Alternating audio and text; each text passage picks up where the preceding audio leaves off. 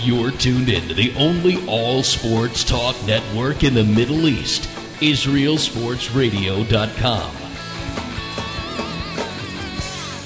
Offering the best of Israel at the best price, Shalom Israel Tours can help you make your next trip to Israel the adventure of a lifetime. Shalom Israel Tours will customize a trip to Israel for your family or group. Specializing in bar mitzvah packages, outdoor adventure vacations, wine tours, and more, Shalom Israel Tours is sure to inspire. So whether you're looking for a customized trip, a day tour, or a car rental, Shalom Israel Tours is here to help. Email us at inspire@shalomisraeltours.com or click the banner on the Israel Sports Radio homepage, and soon you will find yourself in Israel. That's Shalom Israel Tours, www.shalomisraeltours.com.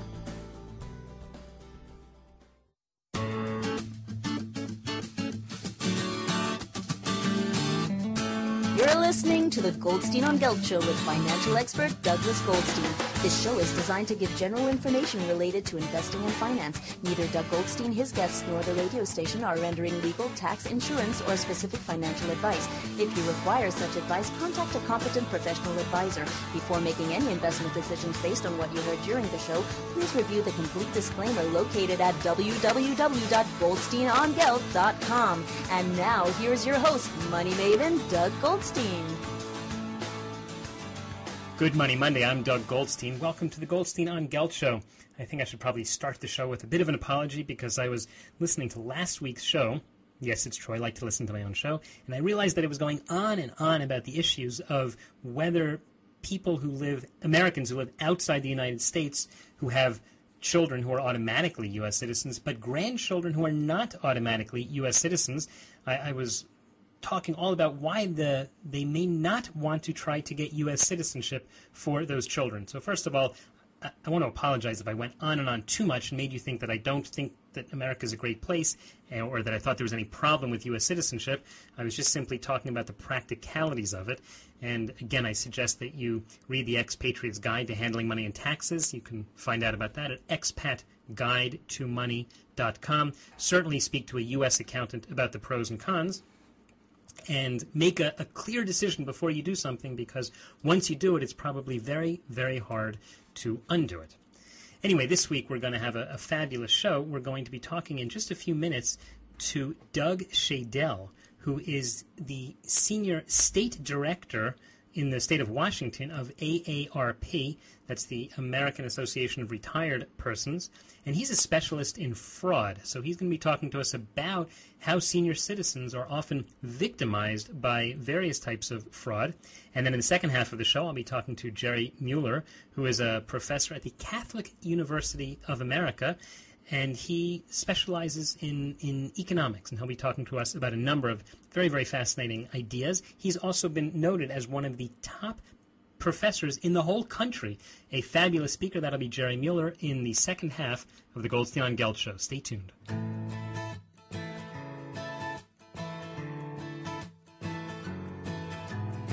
Who needs financial planning? If you fail to plan, you might as well plan to fail.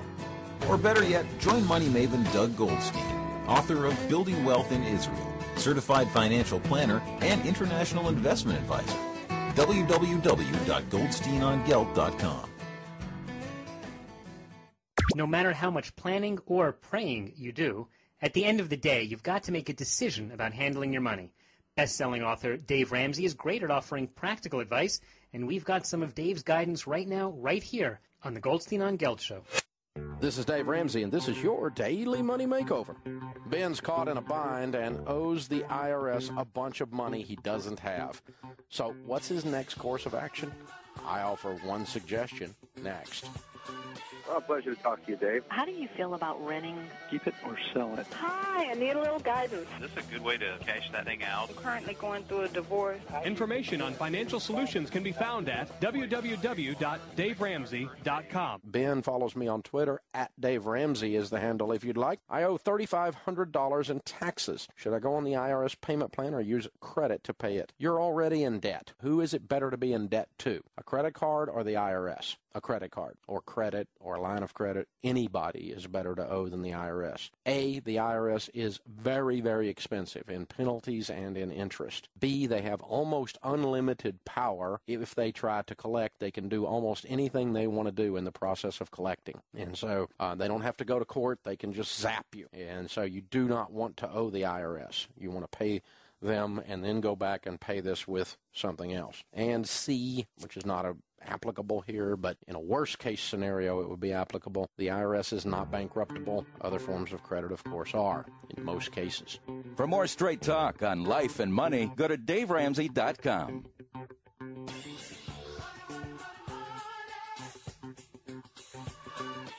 I guess if I'll be bringing on someone from the AARP, that'll be Doug Shadel in just a minute, who is director there.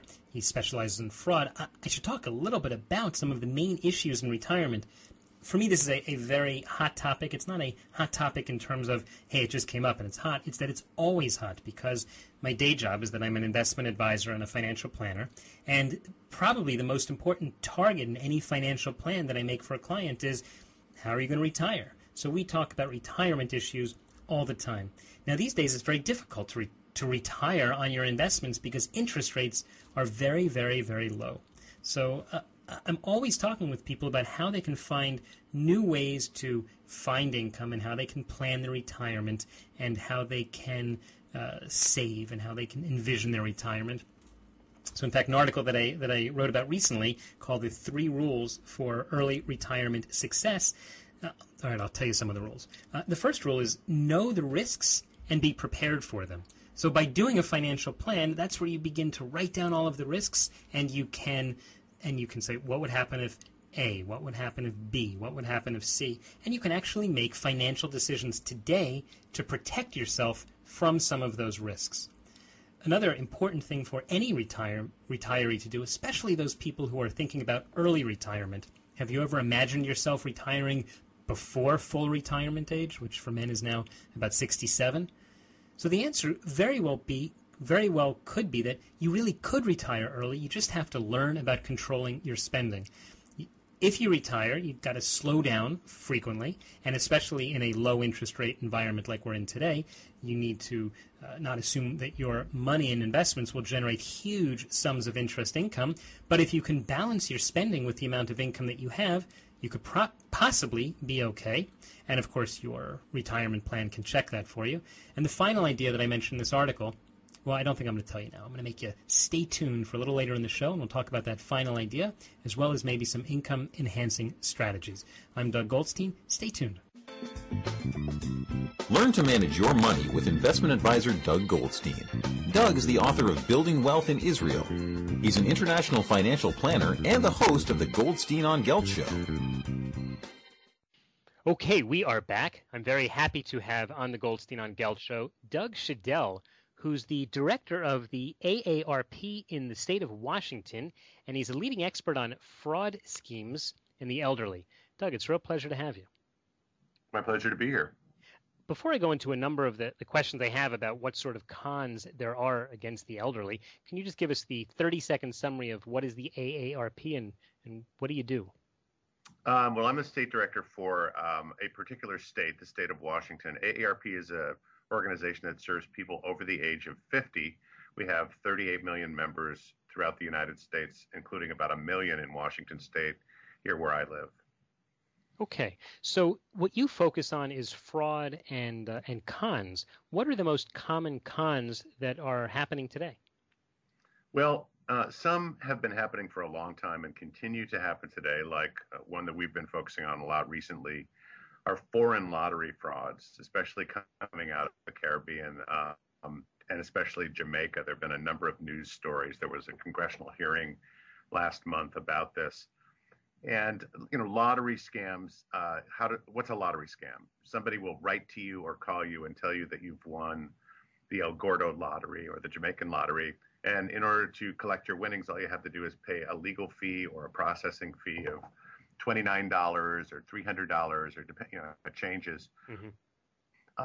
And you send the money. And as soon as you send that money or you respond in writing, you start getting bombarded by calls. And I'm talking about 40 or 50 calls a day. Oh my gosh. from young, aggressive males who will just not take no for an answer. And they'll be very charming at first, but what you discover is that there really is no Jamaican lottery, or that you really haven't won the lottery. And it's not uncommon to see people lose anywhere from, as little as $300 to $300,000. Oh my God. And part of the question, people say, well, why do they keep, after you find out you haven't won, why do people keep sending money? Part of it is they're just so intimidating. They're afraid. I mean, we've had examples where people, these guys will call and leave voicemail messages saying, if you don't pick up the phone, I'm going to come and burn your house down. Oh my gosh. So threats of physical violence. But the other psychological thing that happens is once you've lost a bunch of money, you are confronted with this conflict, right? I'm a smart person and I did something that wasn't so smart. How do you resolve that conflict? You either say, I'm not a smart person, which is hard to do, or you say, what I did really wasn't dumb and I'm going to keep doing it until I prove to the world that I really did win the lottery. And it's sort of we call it the rationalization trap. Mm-hmm. And a lot of people are falling for this. It's very interesting. I also get these emails from time to time and realize that I never bought a lottery ticket and therefore I couldn't win. But my day job is that I'm an investment advisor, and occasionally I send out warnings to my clients about such things. But one day I got a call from a client and he said, Doug, I need the instructions to wire money to my account because I just won the South African lottery. And I said, are you South African? He said, no. I said, did you buy a ticket? He said, no. I said, did you really think you won? And he, he really thought he won. He thought I was being a little bit silly until we spent some time discussing it. Why is it that people, this quite frankly seems a little bit blatant. Why would someone believe he won the lottery? Yeah. Well, there's a couple. We don't know for certain. There's more research that needs to be done, but I've done a lot of research on lottery victims and investment fraud victims for that matter. One of the things we did about 3 years ago was identified 45 people who'd fallen for the lottery. We sent geriatric social workers into their homes to do mental status evaluations of them. Okay. The clock, draw a clock, what time is it, count backwards from 7. And these are people who know how to do this. And they found that 80% of the victims had some form of cognitive impairment, which is a much higher rate than the general population. So that may be one thing that's going on. There's also, in these really around the world now, this sort of global sweepstakes mentality. We've interviewed a lot of con men who did these types of scams. And one of the things they say is, if it weren't for, 48 states in the United States promoting the lottery, we could never pull this scam off.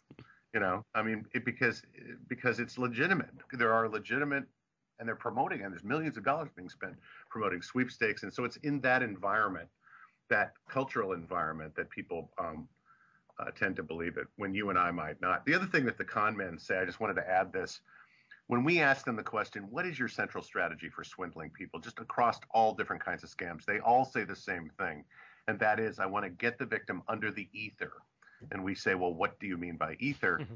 Ether is a heightened emotional state where you get all excited about something, whether it's a fear of losing your money or whether it's the excitement of winning the lottery. You're no longer, your logical reasoning mind is no longer engaged, and you're reacting emotionally. They all said, one guy said, I want to keep them in the altitude of the ether because if they drop into the valley of logic, then I've lost them. And this partly explains why we interview so many people who are doctors, lawyers, retired physicians who have lost hundreds of thousands of dollars in investment scams. And we speculate that the reason that can happen is because they're not using that really intelligent part of their brain at the moment they make the decision. They're being swamped out by the emotion of the moment.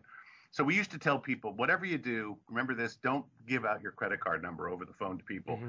Now we say the principal advice is, don't engage in a personal conversation with a stranger in which you're telling them about your children and your grandchildren, and they're getting you all emotionally involved. And they're also writing all those things down so they use them against you. That's unfortunately where we are now. Wow. We are talking with Doug Shadel, who's the director of the AARP in the state of Washington. He's a specialist in fraud schemes in the elderly. He's been explaining to us some of the reasons why people get tied up in these frauds, for example, lottery. Doug, one of the things you said is that there's the issue of cognitive impairment. So obviously you can't tell someone who has a problem, don't have the problem. But what can we do to help people like that? I think that's really the $64,000 question here. A lot of the, we have, I can tell you about a program we operate out of my office here. It's called the Fraud Fighter Call Center. And law enforcement gives us the names of victims of fraud, but we also buy names, just like the con man does actually, of people who meet the profile. We've done profiling research of who falls for these types of scams. Wow. In the case of the lottery victim, it is someone who's over the age of 70. They tend to be female. They tend to have less, earn less than $30,000, lower education. Reach out to them. We have older volunteers, about 75 of them in the office here, who call them and give them peer counseling and give them information. You mean before they get hit, before they're before and after? Because the other thing the con men will tell you is that the number one person they want to call to swindle is somebody who's already been swindled, which seems really counterintuitive. You would think their experience would make them less vulnerable, no? Well, they've already pulled the trigger. You would think that. Yes, you would think that. But it's this throwing good money after bad mentality. It's also a personality type of somebody who's willing to talk to a stranger and wire money across the world to someone they don't know. And so we more and more in fraud prevention work are trying to use those profiles that we get from research and the victims and focus our attention on those people and not the general public. Because the general public, we don't know what the exact prevalence rate is, but I would guess research tells us it's between 8 to 15% of the population in any given year. Sorry, you're saying 8 to 15% actually is the victim of some sort of con? Right. That's a U.S. figure, but we've fraud studies have been done all over the world, in the Netherlands, and there's a international crime victim study that has a prevalence rate that's about 8 to 10%. So the good news is, it's 90% of the public, or 85 to 90% of the public don't fall for these things. The question is, which 85%? Well, are you one of them? So you're dealing with this on an institutional level, and it's great. All power to you. But let's say the listeners of the Goldstein on Gelt show, and one of them says, I see it's a problem, and my father or my mother, who's getting a little older and maybe not thinking quite as clearly anymore, I'd like to help him, but of course I can't take control of his life because he's an independent person. How can people help their parents that way? That's an excellent question, and I'm not sure I have a satisfying answer. We've done lots of focus groups of family members of people who have gotten caught up in this, trying to find out best practices, what worked, what didn't work. I can tell you one focus group I led, 12 people, all of whom had elderly parents or relatives who had fallen for one scam or another, and we're still kind of in it, or we're in it for a long time. And I said, what success can you point to get them out of this? And 11 of the 12 of them said, I can tell you what didn't work. I can't tell you what did work because they're still doing it. What they told us universally does not work when you approach a relative who you are worried about because they may be doing this, is to say, Mom, Dad, how could you be so stupid? This is such an obvious scam. All of them did that because that is the natural human thing. You're on the outside looking at this and you go, come on, you really, the Jamaican lottery? I mean, come on. But the problem with that approach is that the defense shields go up. They continue to do it, only they're doing it behind your back. It creates all kinds of family tension. The one example of a person who did it successfully was someone who literally said, I'm interested in this stuff you're doing with the sweepstakes and so forth. How about if every day when the mail comes, you and I can talk about this together and you can show me, I want to learn about it, right? And this individual had the time to do that. That's a barrier for some of us. But given the time, his approach was collaborative and supportive. He even helped her mail checks in, knowing it was a scam. But through the course of several weeks of conversation, non-judgmental conversation, the victim finally said, you know what? I've never won any money. Maybe this is not a good idea. And finally sort of talked herself into it. So that's all I can offer in the way of a tactic, other than the caregivers, people who are doing this caregiving, to have things to watch for, that your family member may be doing this. because there are some warning signs. One is getting a lot of mail. If you send in one of those flyers, just one, you're going to start getting 20 letters a day, 30 letters a day, and lots of phone calls. And so look for whether there's a lot of mail coming in, whether your loved one seems to not want to talk about money, because on some level they know that this is something that they're at the very least worried about. And so if they all of a sudden, they were very communicative before and now they're sort of keeping things from you, that's another warning sign. It also tends to make them very anxious in general. Whenever the phone rings, they jump to answer it. So there are some warning signs like that. And we have some of this information on our website at www.aarp.org. You can just enter keyword scams, and there's all kinds of tips on there. And anybody around the world obviously can go onto that website and get some of our tips. All right. And you've also written a lot about this. We're just about out of time, Doug, but tell me the last few seconds, how can people actually follow some of your work itself? Well, you know, there is a book that I wrote last year, which was a compendium of interviews with con men. It's called Outsmarting the Scam Artists.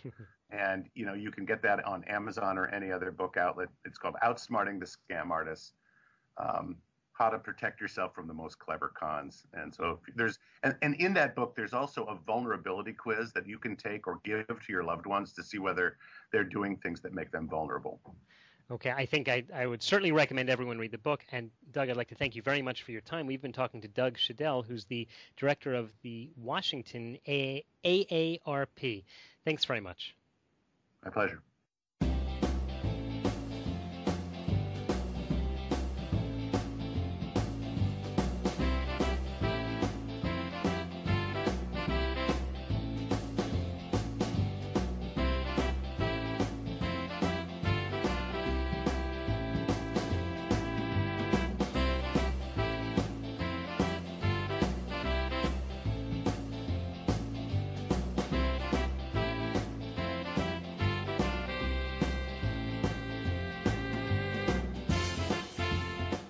Since the theme of today's show has been about retiring, we interviewed someone who is a retirement specialist with AARP, and he specializes in fraud. And we spoke earlier about some articles that I've written, and one of the articles is titled 3 Rules for Early Retirement Success. I mentioned 2 of them, which is the first one, knowing the risks and preparing for them, and the second one is controlling your spending. I told you I would tell you the third one later, and, well, here we are. Third thing you have to do when you retire is you've got to be flexible. If you are so rigid in what you think is going to happen, you have to realize that retirement is not a week or 2 long vacation. It's decades and decades long. Things will change. Your family situation will change. Your income will change. The market will change. You might even have to go back to work, or you might choose to go back to work, or you might choose volunteer work. You need to keep yourself occupied in a way that you feel productive, because that is how you are going to stay happy. So that is certainly one of the tricks and tools that you can use in retirement planning. Okay, so stay tuned. We're just about out of time in part 1, but stay tuned for part 2 of the show, where I'll be bringing on one of America's top professors, a fellow named Jerry Muller, who is now teaching at the Catholic University of America in Washington, D.C. One of his books, actually, is called Adam Smith in His Time and Ours, which was published by Princeton University Press. Adam Smith, of course, being one of the greatest thinkers in economics. I'm Doug Goldstein. You are listening to the Goldstein on Gelt Show. Stay tuned for part 2. You're listening to Money Maven Doug Goldstein on the Goldstein on Gelt Show. Stay tuned for the second half of the show right after the break.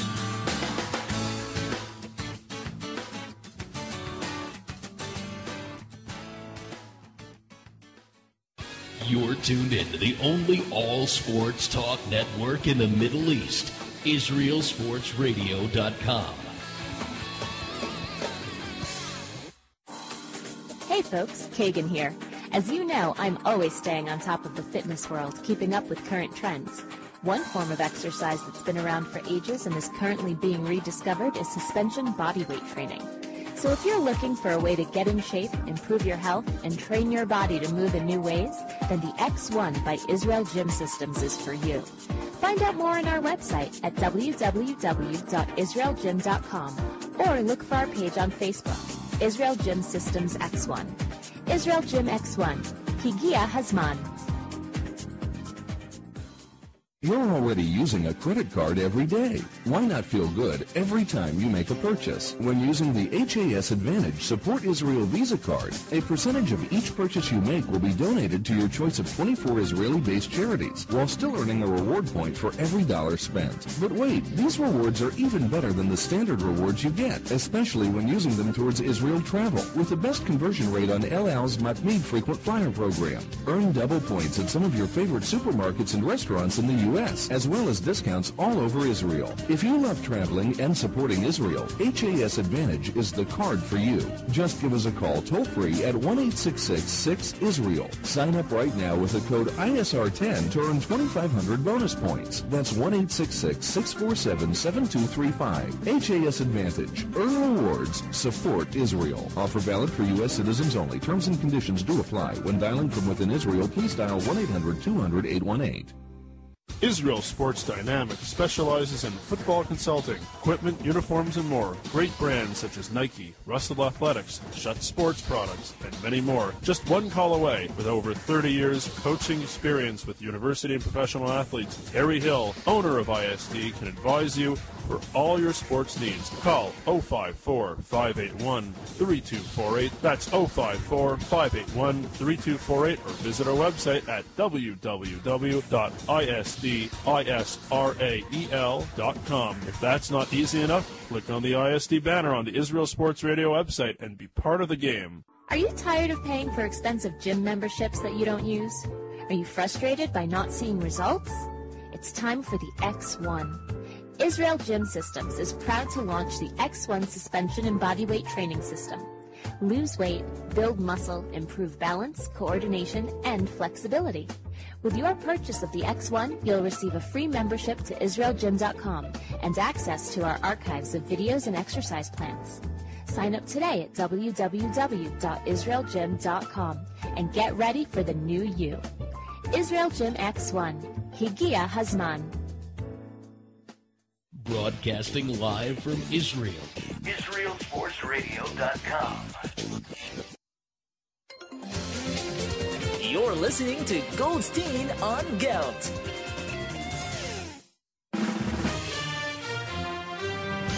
Global investments with local wisdom.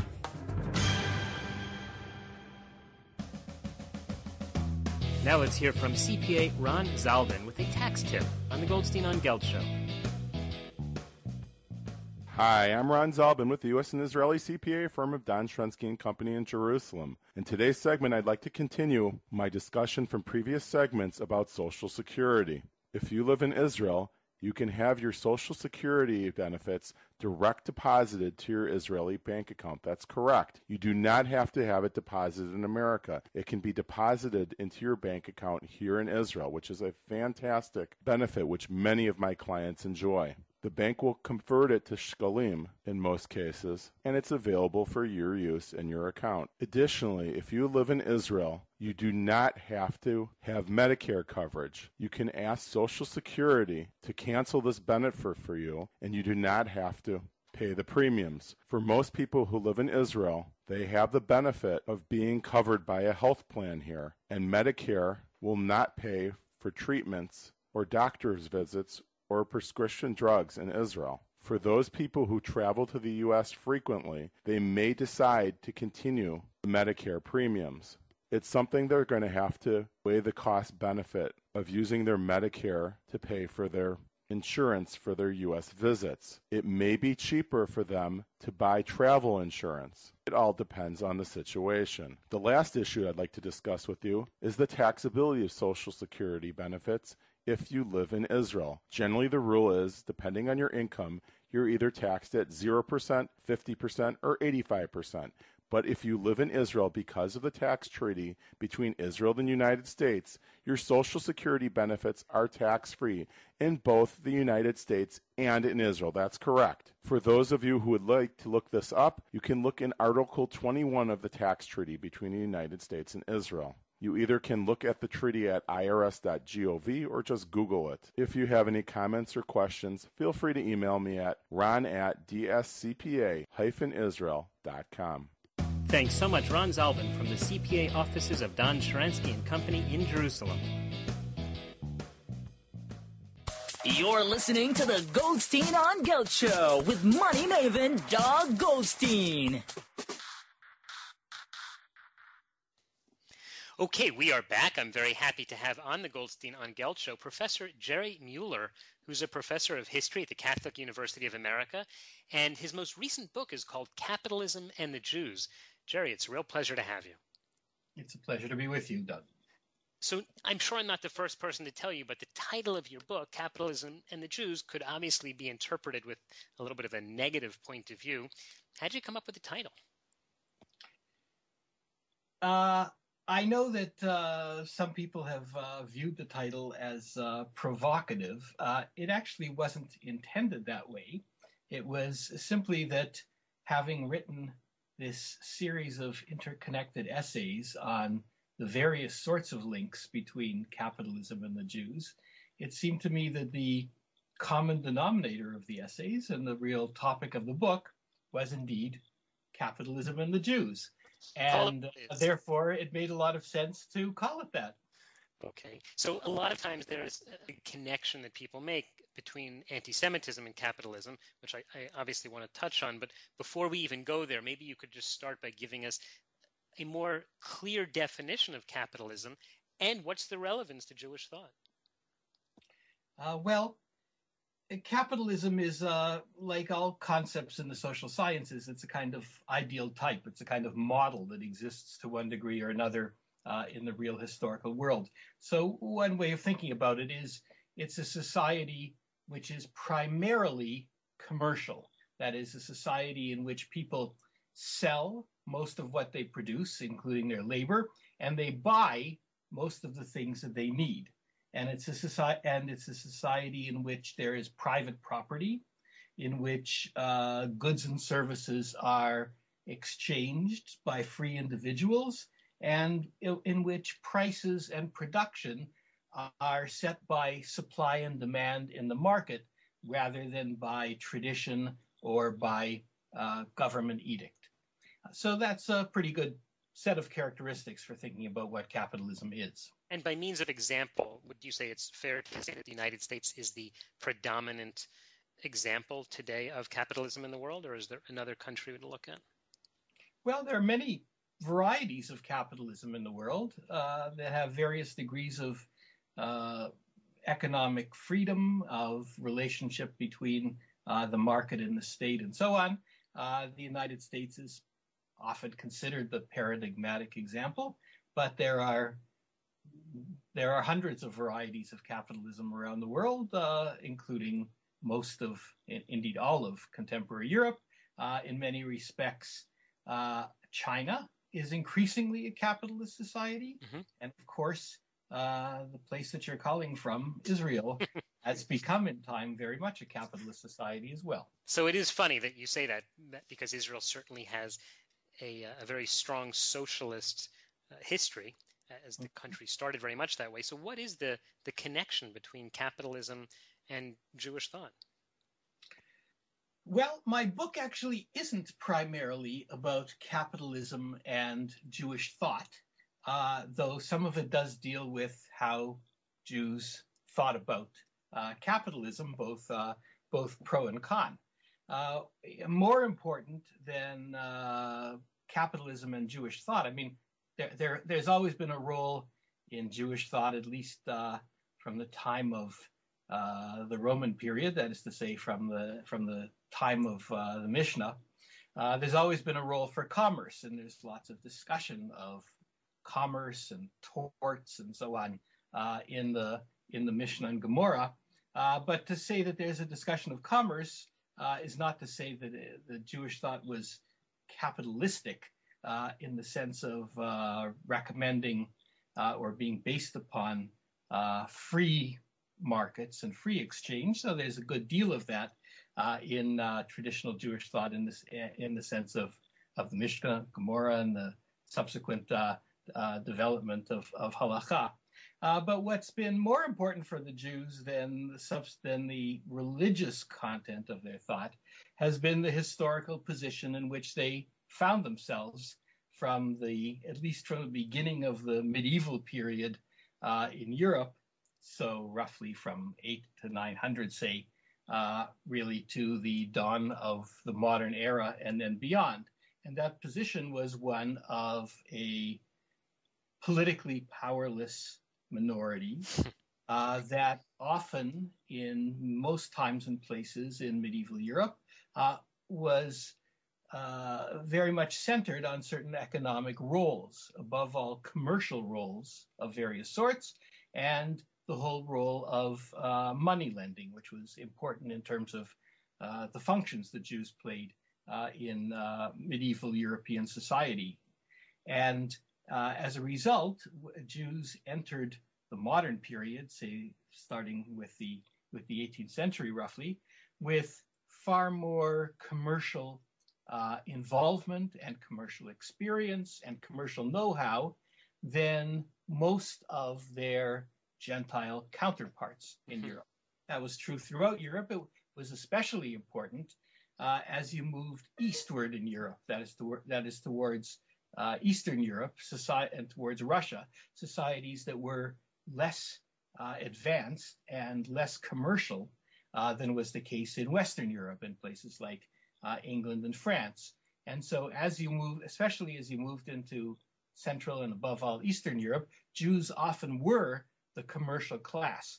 And so as these societies became more capitalist in the modern period, in the course of the 18th and 19th and even 20th centuries, Jews with their prior experience of commerce often excelled in the economic development of those countries.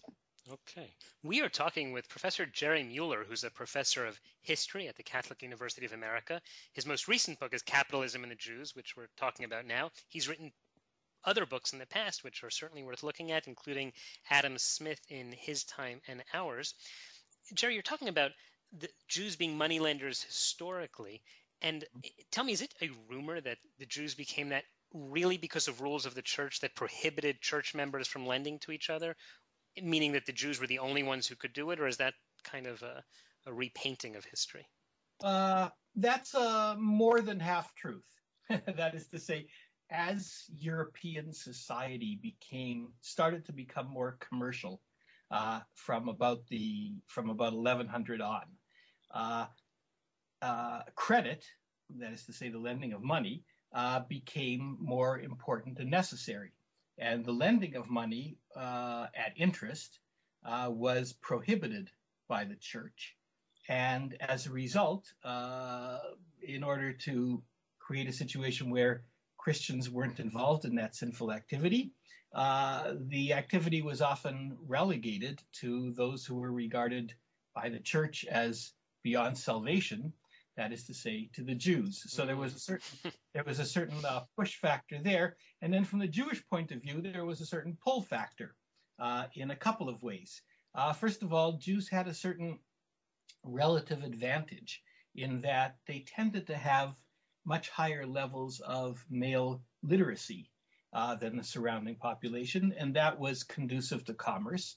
And also, in terms of rabbinic thought at the time, they often encouraged Jews to go into commerce and money lending rather than agriculture, because they argued that commercial life and financial life, while it was demanding, still left you more time than agriculture did for limud Torah, for Torah study. Mm-hmm. So there were both push and pull factors that drew the Jews into commerce in general and into money lending in particular.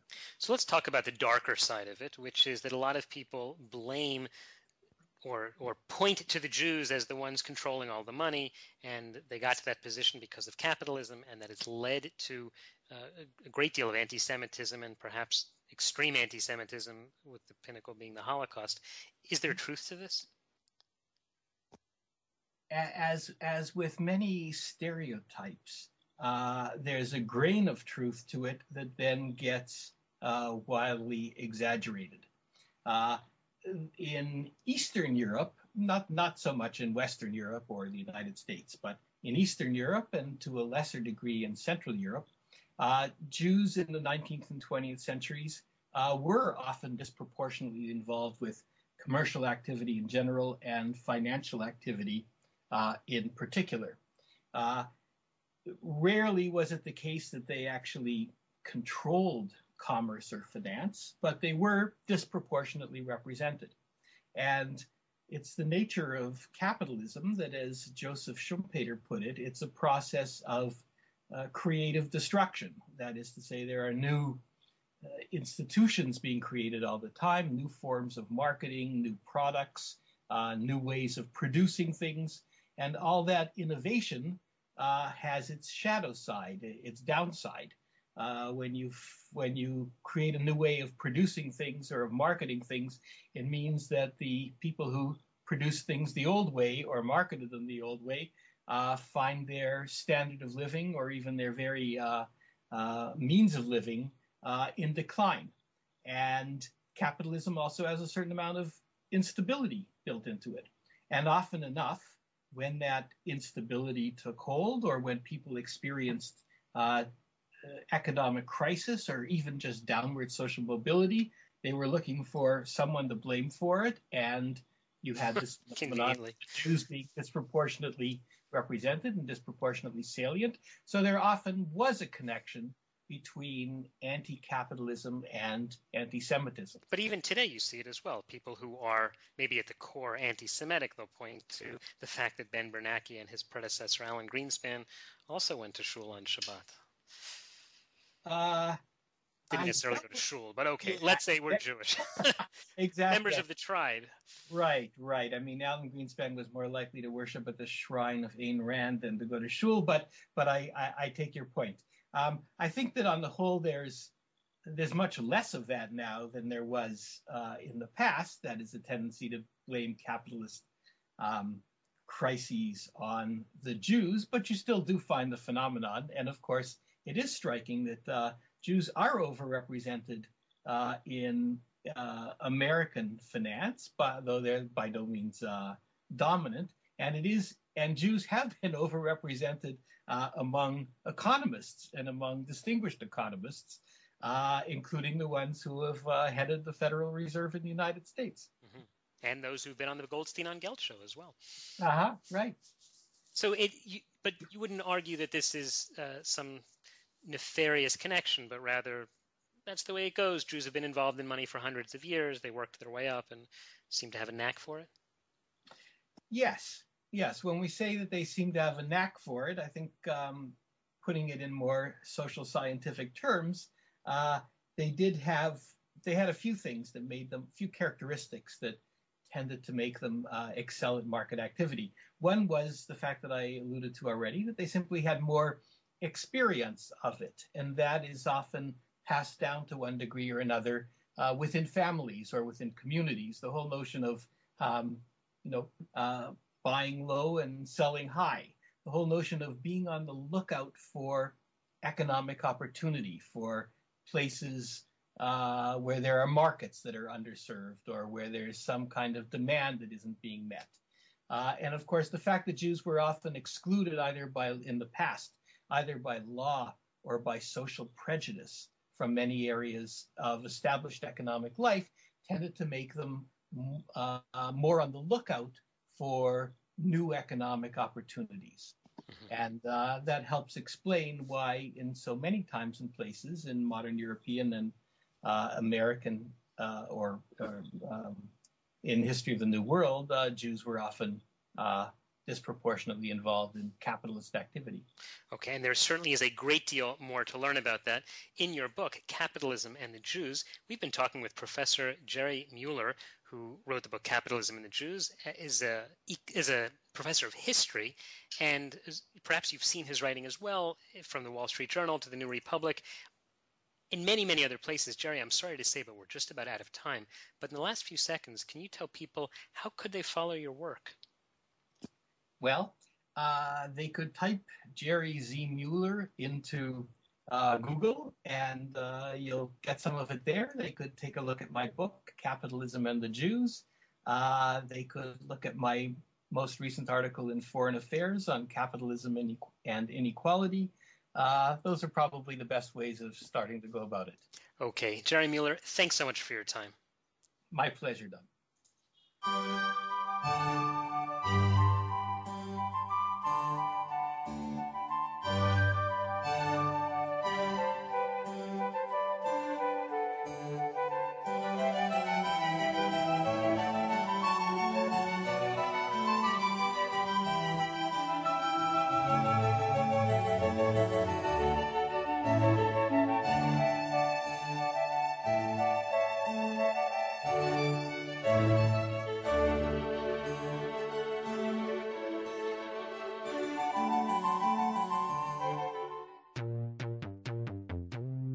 And now for the Goldstein on Gelt tip of the week. We started a mini-series on the Goldstein on Gelt show tip of the week about how you could save $100,000. The first thing we spoke about before was that you need to have the right mindset. You got to prepare yourself psychologically that in fact you can save the money. The second thing we spoke about was that you need to create short-term saving goals. You can't just decide, well, I'll put $100,000 into my bank account, and because you probably don't have $100,000 to put in. You have to break that down into how much you'll put in every year, every month, every week, every day. Today's topic is going to be saving on taxes. If you're employed and either in the United States and you have access to a 401k plan, or you could put money into an IRA, or if you're listening in Israel and you have a pension plan in Israel or any sort of savings plan, you want to make sure that these are maximized, because the money that goes into these plans normally is not then currently taxed. So, for example, if you earned 100 and 5 went into one of these plans, you would only have to pay tax currently on 95. Moreover, as the investments inside these portfolios grow, they grow on a tax-deferred basis. So you're not having the taxes eat away at all of your interest, dividends, and capital gains as you go along. Saving on taxes is a fabulous step to getting to your goal of saving $100,000. It's Money Maven, Doug Goldstein. One of the ideas that I had touched on earlier in the show was how to deal with money if you're thinking about retiring early. So one of the things to consider, if actually early retirement is on the table for you, is that if you start taking some of your government pensions on the early side, Social Security, or if you're in Israel, Bituach Leumi, or certain other government pensions, oftentimes you can start taking them at age 72, but you'll only, at age 62, but you'll only receive about 75% of the full benefit if you were to have waited until age 66 or 67. And if you wait until age 70, you can actually get more than your full retirement pension. Why does the government do this? Because they know that everyone has a certain number of years to live, and the later they start paying you your pension, the fewer years altogether that they'll have to pay you, so that they could pay you a higher monthly amount. Now, of course, you have to balance this against A, what are your cash flow needs, and B, what do you think the likelihood is that, for example, Social Security will be able to continue paying at the full level? Now, a lot of people say that it's unlikely that Social Security would ever cut the amounts that they're paying to people currently, but they might cut the amounts that they are going to pay people.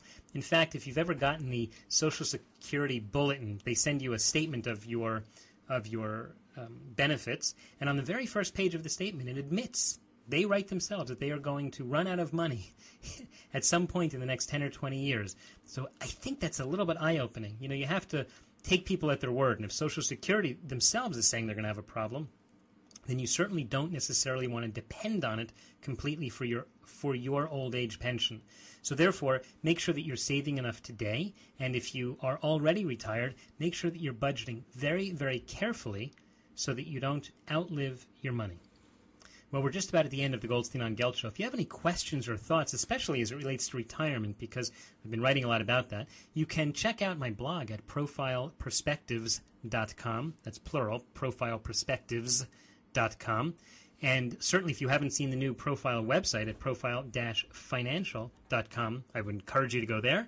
And I'd like to thank Yoram Ochana, my producer, my chief engineer, Naomi Grossman, my associate engineer, J.P. Pasqua. And I'd like to thank you very, very much for joining me on the Goldstein on Gelt show. By the way, check Goldstein on Gelt out at www.goldsteinongelt.com. Sign up there for our weekly newsletter so we can always tell you who our guests will be. And if you do it right now, I'm going to send you a free copy of the ebook, which includes the best interviews, transcripts of the best interviews that we had in 2012.